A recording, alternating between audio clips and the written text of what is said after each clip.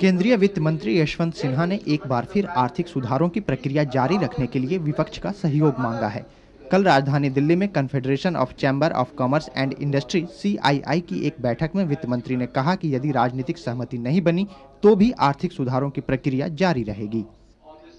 But I have also said that if for achieving लेकिन मैंने यह भी कहा है कि आम लोगों की भलाई के लिए यदि आम सहमति नहीं बनती है तो भी सरकार की जिम्मेदारी है कि वह सुधार की प्रक्रिया को आगे बढ़ाए। हम यह भी नहीं कह सकते हैं कि चूंकि इस पर आम सहमति नहीं है इसलिए हम सुधार को जारी नहीं रख सकते हैं। We cannot sit back and say because we do not have consensus, therefore we will not do these things or we will not take these steps. वित्त मंत्री ने कहा कि हम आम सहमति बनाने का प्रयास कर रहे हैं, लेकिन इसका आधार आम आदमी की समृद्धि होनी चाहिए। सरकार ने इसके लिए कई योजनाएं बनाई हैं और ये सरकार की जिम्मेदारी भी है। इसी तरह हमने इस बजट में ग्रामीण विद्युतीकरण पर भी बल दिया है। हमने उन सभी 20,000 गांवों तक बिजली पहुंचाने के लिए एक तिथि निर्धारित की है जहां अभी तक बिजली के तार भी नहीं पहुंचे। All our villages or providing energy even on those 20,000 villages which are so far flung that we will not be able to take electricity lines to those villages.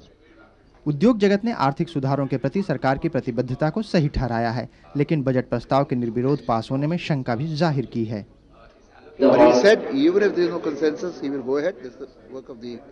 श्रम कानूनों में सुधार के लिए कांग्रेस राज्यसभा में वोट नहीं डालेगी और वहां से यह पारित नहीं होगी।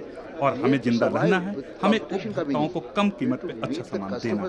इसके लिए सरकार को कई विषयों पर आम सहमति बनानी होगी। लोगों को निजीकरण के फायदे बताने होंगे या लोगों के फायदे के लिए। On labor reform, explain the small interest, the reduction in interest rate, explain the benefits of privatization. This is good for the country, good for the people, good for the employees, not only good for government and not only good for industry. सार्वजनिक उपक्रमों के विनिवेश, खासकर बालकों के विनिवेश पर विपक्ष के प्रतिरोध और श्रम कानूनों में प्रस्तावित संशोधनों के विरोध में विभिन्न राजनीतिक दलों के स्वर मुखर हैं। साथ ही मजदूर संगठनों की सुगबुगाहट भी सुनाई देने लगी है।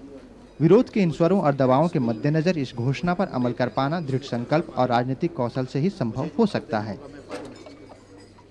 लेकिन क्या उस पर पुनर्विचार के बारे में